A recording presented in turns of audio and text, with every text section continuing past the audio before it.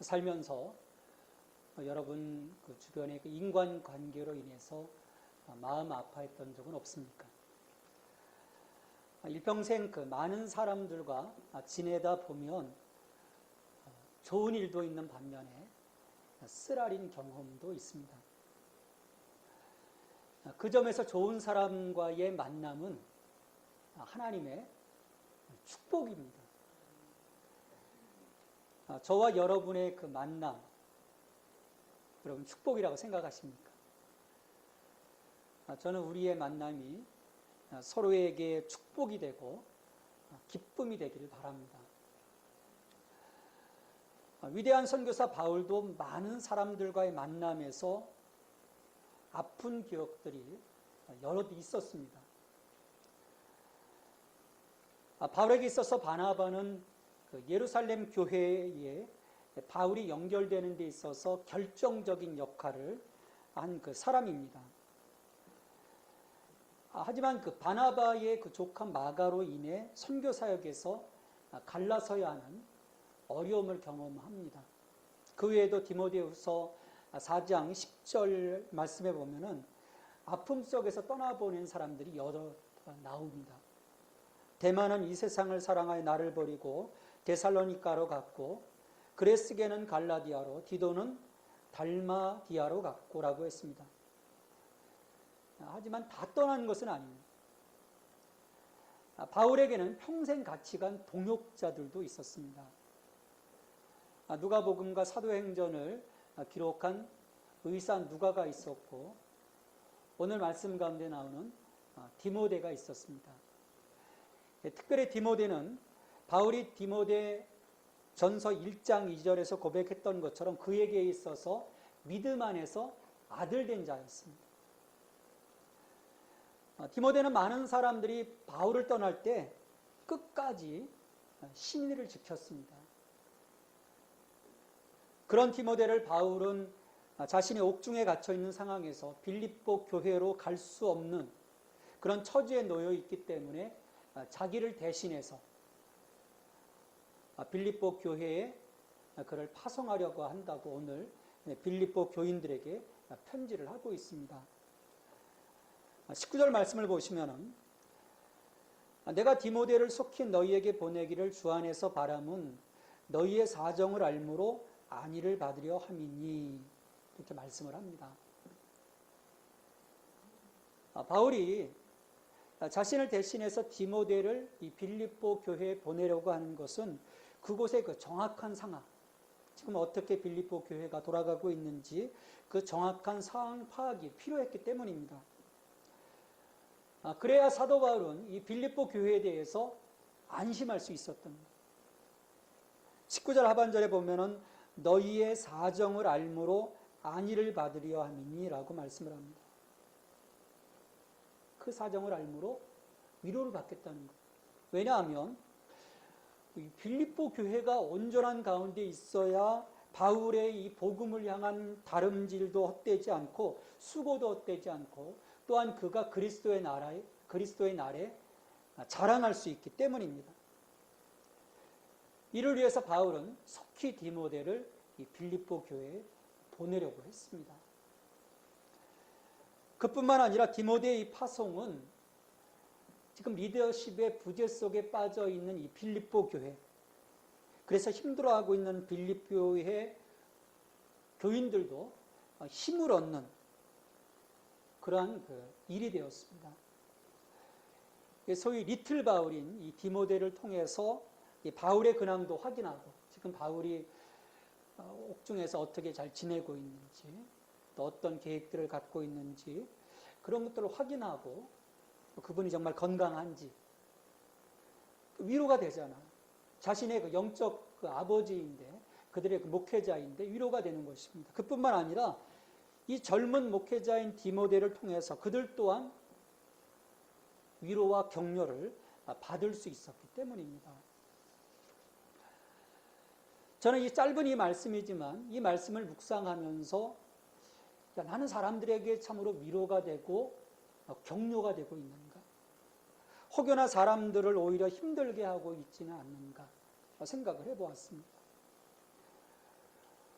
우리가 어디에 서 있든지 사람들에게 위로가 되고 힘이 되는 사람이 되어야 하지 않겠습니까?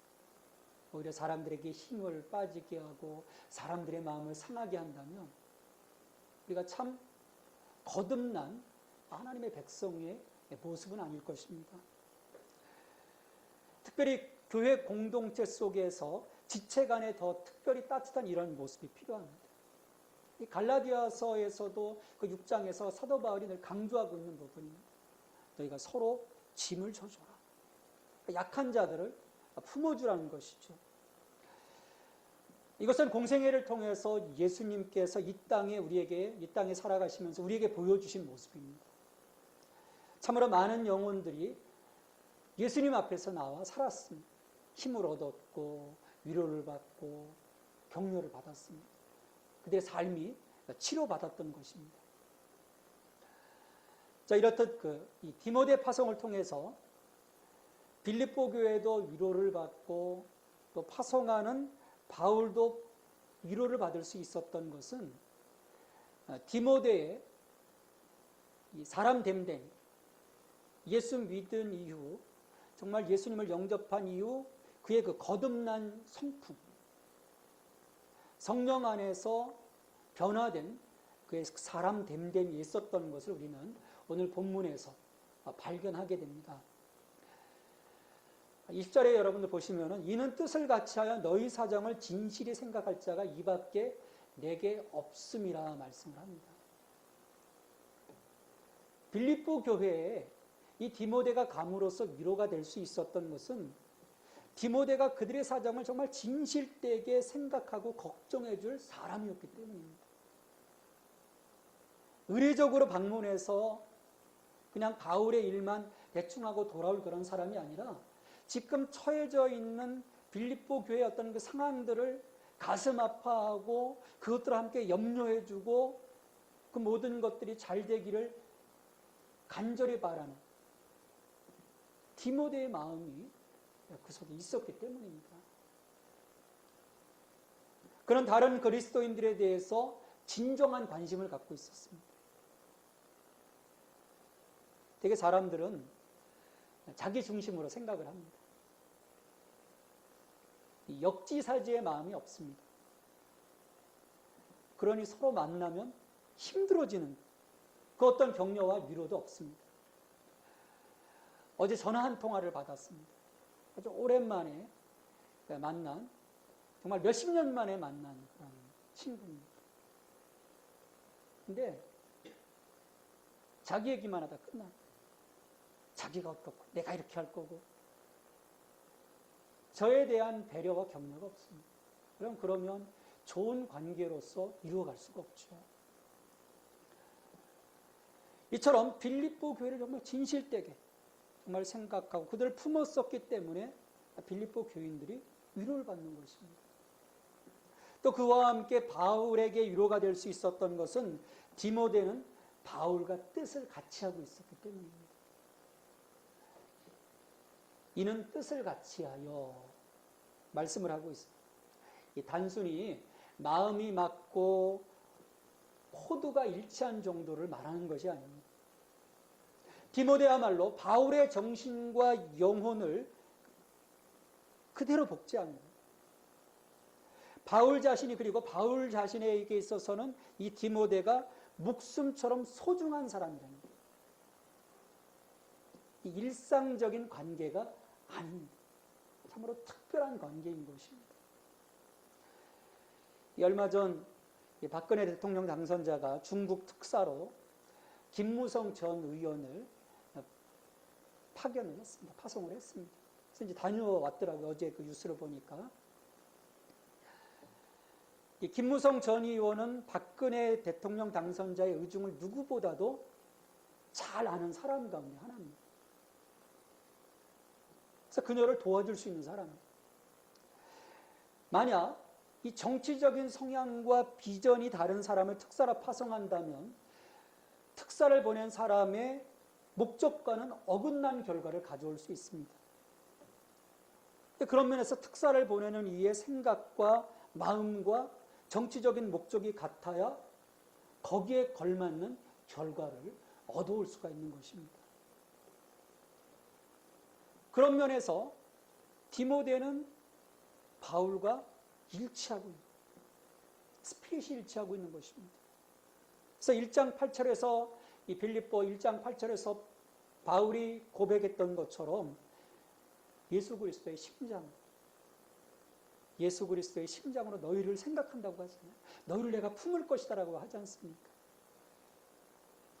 그런 그 사모하는 그 바울의 마음을 그대로 담아서 그들을 염려하고 걱정하고 품을 수 있었던 것입니다. 예수님은 오늘 우리를 당신의 제자로 우리를 불러주셨고 복음에 합당한 삶을 살도록 하셨습니다. 예수님의 몸된 교회 안에서 연합하여 예수님의 뜻을 이 땅에서 실현해 가도록 우리를 불러주셨습니다. 우리는 여기에서 디모데가 자신을 파송하고자 하는 바울과 동일한 마음과 생각을 가지고 있었듯이 우리를 세상에 파송하신 예수 그리스도와 동일한 심정을 가지고 동일한 스피릿을 가지고 사람들에게 나아가 저들을 품을 수 있어야 할 것입니다. 이것이 오늘 우리를 부르신 예수님의 마음입니다. 예수님의 사역 가운데 보면 인간들을 향해서 긍휼의 이 마음을 품으신 모습들을 여러 번 볼 수 있습니다. 그때 정말 그 불쌍히 여기서 눈물까지 흘리시는 그런 예수님. 왜냐하면 저들의 마음을 아시기 때문에, 저들의 갈망, 저들의 갈급한 심정을 예수님께서 아시기 때문에 그런 마음을 품으시는 거예요. 여러분은 진실되게 여러분의 지체를 생각해보고 돌보고 계십니까? 우리 지체가 아파하고 힘들어 주저앉아 있을 때 다가가 힘이 되고 위로가 될 수 있다면 오늘 우리는 예수님 마음으로 살아가고 있는 것입니다. 그러기에 예수 그리스도를 따르는 자들은 필연적으로, 이건 선택사항이 아닙니다. 예수님이 말씀하셨잖아요. 자기를 부인하고 자기 십자가를 지고 나를 따르라. 그래서 자기 이익, 자기 안위, 자기 중심적인 태도를 버리는 법을 우리가 배울 수 있어야 합니다. 저는 예수생명교회가 작은 공동체이지만 그와 같은 아름다운 모습이 우리 가운데 있음을 보았습니다. 저는 그 일에 대해서 하나님께 감사를 드립니다. 교회 공동체가 성숙한 교회 공동체가 되기 위해서는 서로 짐을 지고 서로 품을 수 있는 마음, 예수님의 마음이 충만할 때 하나님이 기뻐하시는 교회 공동체가 되는 것이죠. 이처럼 디모데가 사람들을 생각하고 그들을 위로할 수 있었던 것은 그 모든 일의 우선순위가 자기 자신에게 있지 않고 오직 예수 그리스도의 일에 있었기 때문입니다. 예수 중심의 삶을 그가 살아가고 있었기 때문이죠. 그리고 바울이 이 젊은 디모데를 그렇게 신뢰할 수 있었던 것도 바로 이런 이유에서입니다. 근데 보면 많은 사람들 이런 그 삶을 살아가기가 쉽지 않습니다. 그런 선택을 또 하지 않습니다. 자기 일에 바쁘고 자기 일이 우선이지 모든 사람이 구원 얻기를 원하시는 아버지의 마음이 우선되지 못하고 복음이신 예수 그리스도의 일이 우선되지 못합니다. 자기 일이 조금만 바빠도 뭐 일에는 싱급도 하지 못해요. 21절에 보면 그들이 다 자기 일을 구하고 그리스도 예수의 일을 구하지 아니하되라고 했습니다. 사람들은 참 공사다망합니다. 누가복음 14장에 보면 예수님께서 큰 잔치 비유를 말씀하십니다. 어떤 사람이 잔치를 베풀었습니다. 그래서 종을 보내서 사람들을 다 초청을 했어요. 우리 주인님이 잔치를 벌였습니다. 이 잔치에 참여하시죠. 모든 사람이 다 손사래를 치는 거예요. 난 밭을 샀는데 가서 좀 밭을 좀 경작을 하고 밭을 돌봐야 갈 수가 없어요. 나는 소를 10마리를 샀는데 소가 어떤지 시험해 보러 가야 합니다. 갈 수가 없겠네요. 아유, 난 장가 들었습니다. 우리 신부가 좀 이렇게 신혼생활 하는데, 그런데 갈 시간이 없어요. 알콩달콩 사랑나는 걸 해야 합니다. 이 비유는 지금 하나님 나라가 지금 임했는데 그것을 거절한 유대인들을 비유하는 말씀입니다. 하나님의 나라가 임했는데 지금 자기들이 집중하고 있는 것 때문에, 자기들이 집착하고 있는 것 때문에 하나님 나라를 거절하고 있는 거예요. 하지만 바로 이것이 우리들의 모습이기도 합니다. 우리들이 집착하고 있는 것이 우리들의 눈과 귀를 막아버려서 도무지 주님을 바라볼 여유가 없는 것입니다. 주님이 명하신 사역에 신경 쓸 겨를이 없는 것입니다. 이 사람들을 보면 요즘 사는 모습들이 얼마나 바쁜지, 그것이 주님의 일로 바쁜 것인지 아니면 일상의 일로 바쁜 것인지 자신을 돌아볼 수 있어야 합니다. 이렇게 자기 일을 구하면서 바울을 떠나고 그리스도를 떠난 사람들과 달리 디모데는 자신의 일보다는 그리스도 예수의 일에 깊은 관심을 가지고 있었고 그 일에 앞장섰습니다. 다시 말해 예수님에 대한 헌신에서 모든 사람을 능가하고 있었던 것이죠.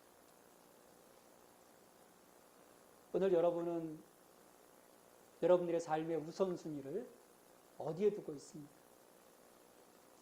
여전히 내 앞가름하기에 바쁜 시간을 보내고 계십니까? 오늘도 우리를 제자로 부르셨는데, 그래서 우리가 제자로 부름을 받은 삶을 살아가고 있는데, 그런 제자들에게 말씀하신 건 너희는 먼저 그의 나라와 그의 의를 구하라고 말씀을 하셨습니다. 그러니까 참 제자라면 우리의 우선순위가 내가 아니라 하나님 나라에 있는 거예요. 그리스도의 예수의 일에 있어야 합니다. 그것은 복음이신 예수 그리스도를 증거하고 그분의 스피릿을 따라서 하나님을 사랑하고 이웃을 사랑하고 사람들의 생명을 살리는 일입니다. 우리에게 가장 시급한 사명인 것입니다. 저는 종종 바빠서 이 예배나 어떤 말씀 공부, 선교와 구제사역 이런 봉사에 나오지 못하겠습니다. 다른 약속 때문에. 그럼 종종 그런 그 질문을 해봅니다. 그 일이 자신의 인생에게 있어서 그렇게 소중한 것입니까? 어느 것과도 바꿀 수 없는 그 일입니까? 그 약속을 바꿀 수 없을 정도로 긴박한 일입니까? 대개 보면 아니에요. 우선순위에 밀려 있을 뿐입니다. 우리들의 일고수 일투족을 보면 대개 흘러가는 시간에 의미 없는 시간에 의미 없는 어떤 일들에 쫓기듯 살아갈 때가 많습니다. 그래서 바쁩니다. 근데 그러다 보니 어떤 열매도 없습니다. 바쁘긴 바쁜데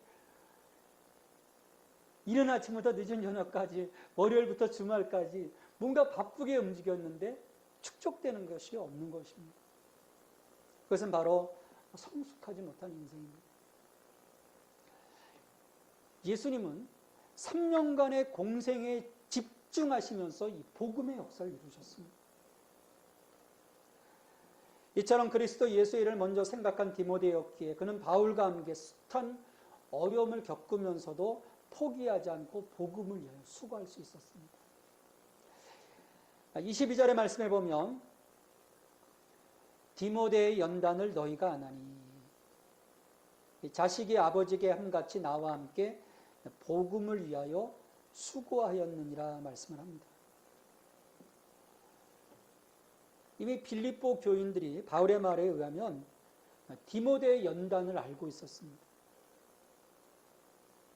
이것을 보면 이 디모데가 이 빌립보 교회 교인들과 친분 관계를 맺고 있었고 그들도 디모데의 그 사람 됨됨이를 알고 있었다는 것이죠. 여러 사람들이 그 떠나는 상황 속에서 지금 복음의 어떤 핍박 속에서 여러 사람들이 다른 목적들 자기들의 그 유익을 가지고 떠나갈 때 이 디모데는 어떻게 했습니까? 뒤로 물러서지 않고 복음을 위해서 묵묵히 달려왔다. 바울의 조력자가 되었던 것입니다. 그런 인품이 사람들에게 검증되었다는 말씀입니다. 너희들이 디모데에 연단하나 복음을 위해서 그리스도 예수의 일을 위해서 그가 달려왔던 그 모든 지난 삶들을 사람들이 알고 있다는 거예요. 그게 검증되었으니 어떻게 되겠습니까? 사람들에게 신뢰를 받을 수밖에 없는 거예요. 이번에 퇴임한 그 헌법재판소 소장 후보에 추천되어서 인사청문회를 통해 검증을 받고 있는 한 후보자를 보면은 검증 과정에서 여러 문제들이 드러났습니다. 지금 뉴스를 보면 언제까지 네가 버틸 거냐 그런 식이에요. 저는 그렇게 생각합니다. 문제가 많다는 것은 결국 인품에 흠이 있다는 것입니다. 자기 관리가 되지 못해서 흠이 드러나고 결국 사람들에게 신뢰받지 못하게 되는 것입니다. 그 점에서 디모데는 흠잡을 데가 없는 사람입니다. 이러한 그 성숙한 인품은 바울과의 관계에서도 드러나게 되죠. 그는 바울을 마치 자식이 아버지를 대하듯 섬겼다 말씀을 합니다. 수많은 이들이 자기 이익과 자기 목적을 위해서 바울을 버리고 떠날 때 디모데는 끝까지 바울을 섬기면서 바울과 마음을 같이 하면서 복음을 위해 수고하면서 아버지처럼 섬겼다는 거예요. 바울은 이런 디모데를 믿고 안심하여 빌립보 교회에 그를 보내려고 했던 것입니다. 혈연관계도 사실은 버릴 수 있는 상황들 속에서 이 디모데는 복음 안에서 만나고 복음을 위하여 수고한 그런 그 삶의 선택을 했습니다. 그런 디모데였기에 바울은 지금 상황을 잘 파악해서 자신을 위로하고 빌립보 교인들을 위로하고 격려할 수 있는 적임자로 디모데를 들고 있는 것입니다. 복음을 위해서 수고했다고 했는데 여러분 디모데가 어떻게 복음을 위해서 수고하였습니까? 자식이 아버지에게 함같이 복음을 위해 수고했다는 말은 그 당시 사회에서 아버지로부터 가업을 전해받은 아들을 떠올리게 하는 표현입니다. 바울이 지금 이 복음 전파라는 중대한 과업에 헌신한 것을 디모데가 전해받았어요. 저 디모데도 역시 바울에게서 그의 과업을 친히 다 배우고 익혀서 헌신한 믿음직한 복음의 일꾼이 됩니다. 복음을 수고하는 자가 됩니다. 이 아버지의 마음은 자식에게 모든 것을 주고 싶어합니다. 바울이 다 쏟아부었겠죠. 이 움켜쥐고 있는 것은 아버지가 아닙니다.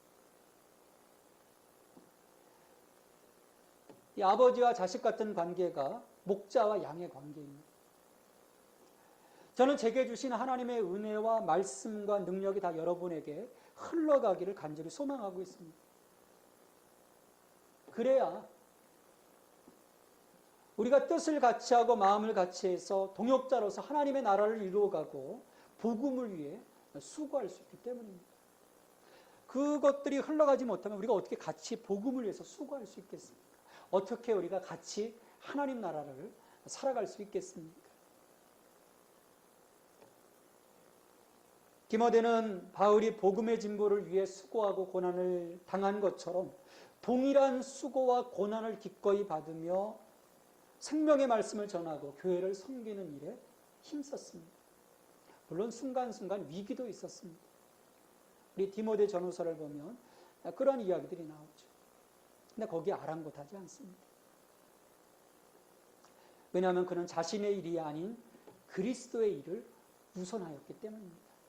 아마도 자신의 일을 우선했다면 그는 뒤로 물러섰을 거예요.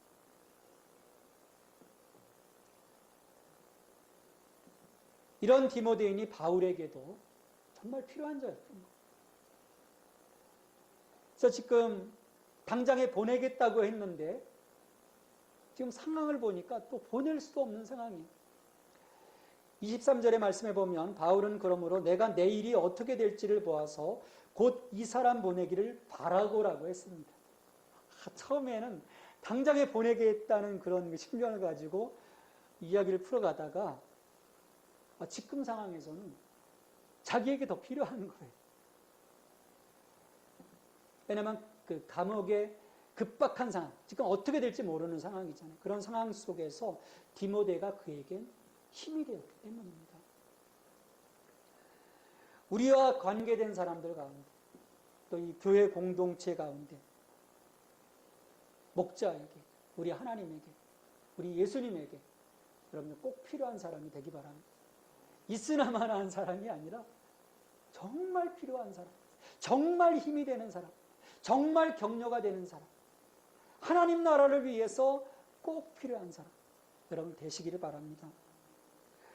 이 성숙한 사람 디모데를 통해서 여러분 할 수 있겠다는 생각이 드십니까? 디모데처럼 우리가 살아갈 수 있을까?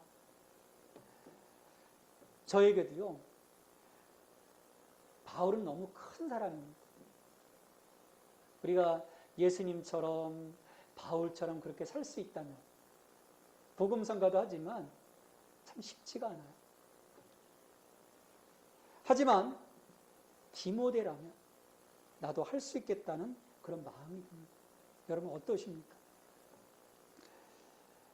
디모데는 우리에게 그리스도의 장성한 분량에 이른 모델이 됩니다. 바울은 특히 이 빌립보서 2장을 통해서 그 점을 제시하고 있습니다. 먼저 예수 그리스도의 마음을 품으라. 그리고 그 마음을 품고 그들의 그 빌립보 교회의 희생과 그 예배의 헌신의 전제가 되기를 소망하는 바울의 모습, 그리고 디모데, 또 다음 주에 말씀드릴 에바브로디도, 이런 그 사람들을 통해서 모델을 제시하고 있는 거예요. 그러니까 경험이 적은 이 그리스도인들이 닮아야 할 분명한 기독교적인 기감을 보여주는데 목적이 있는 것이죠. 여러분, 만일 그런 모델이 없거나 그 모델을 따르도록 격려받지 못한다면 사람들은 형편없거나 잘못된, 심지어 위험한 모델을 따르기 쉽습니다. 우리 한국교회 그런 모델이 참 많습니다.